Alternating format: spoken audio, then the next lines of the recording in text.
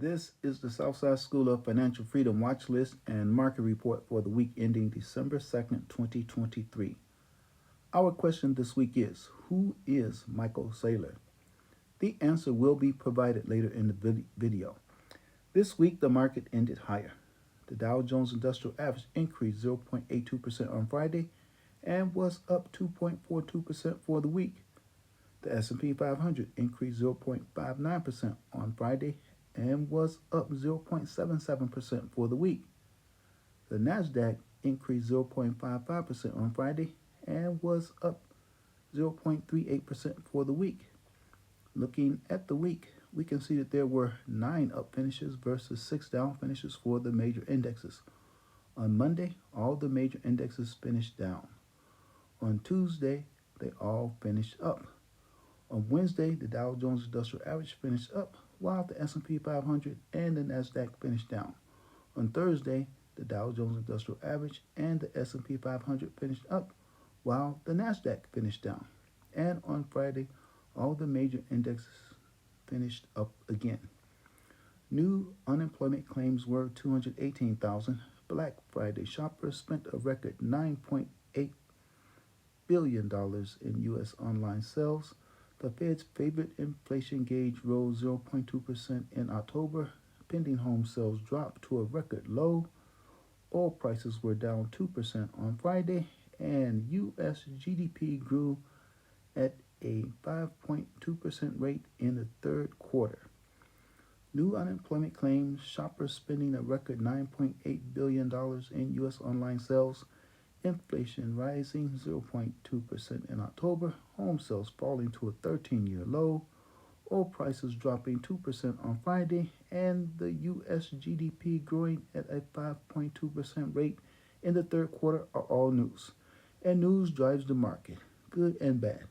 Day-to-day predictions on whether the market is going to go up or down are virtually impossible because predicting the news is impossible. However, the market is rigged to go up. It does not go up every day or even every week, but the market will generally go up over time.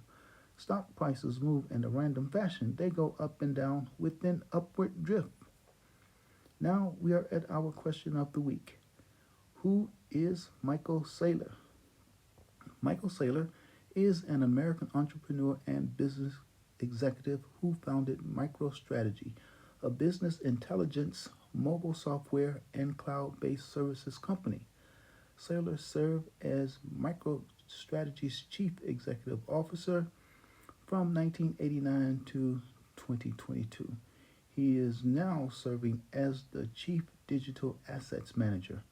Michael Saylor is a proponent of Bitcoin. He has personally bought more than 17,700 Bitcoin, and he has had MicroStrategy buy more than 158,000 Bitcoin.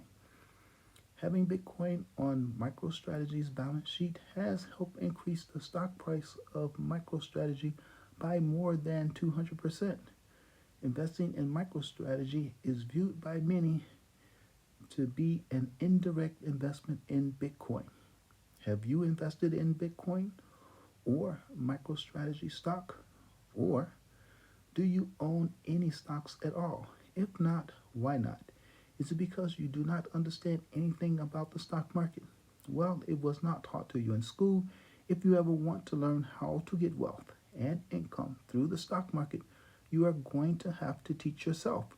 You must RSI, that is read, save, and invest. Formal school taught you how to read, but society and the powers that be discourages you from reading, especially books. School taught you to be a worker. They did not teach you how to be an investor, and they taught you absolutely nothing about the U.S. financial system. You can learn how to be an investor if you simply start reading books and watching YouTube videos about investing.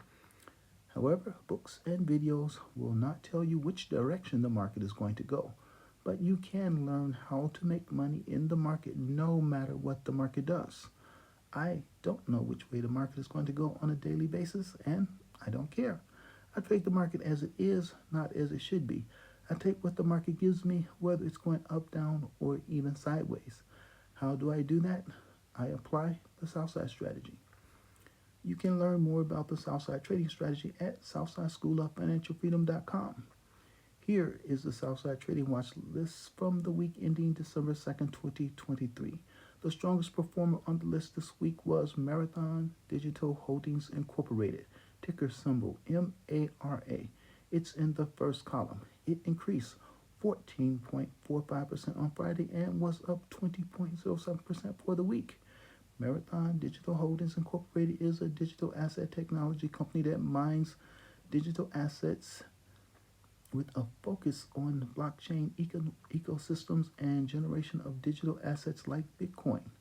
Marathon uses application-specific integrated circuit mining rigs and deploys its mining assets at various sites in the United States, especially in Texas and North Dakota.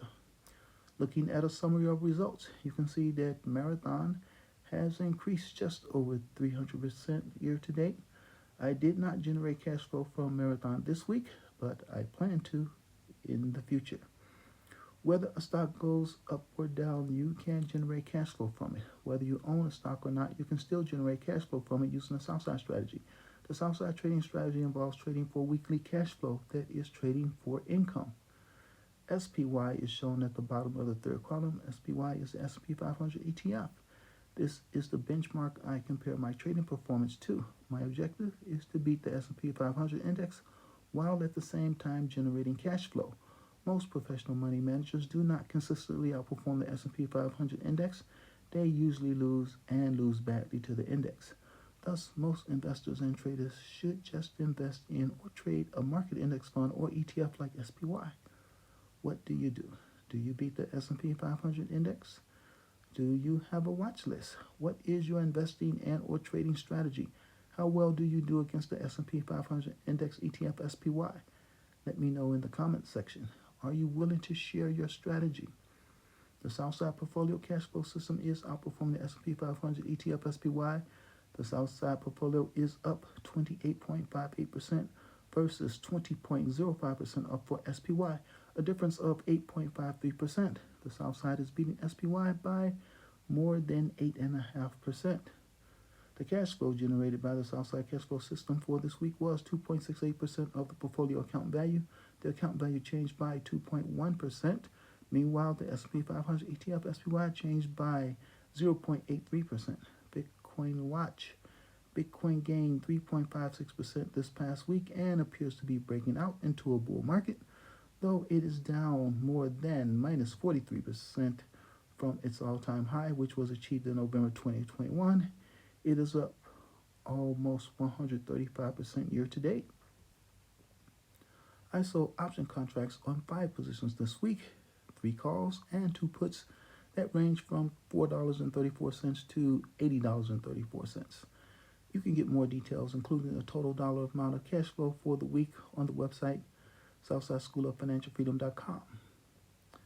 Please like, share, and subscribe.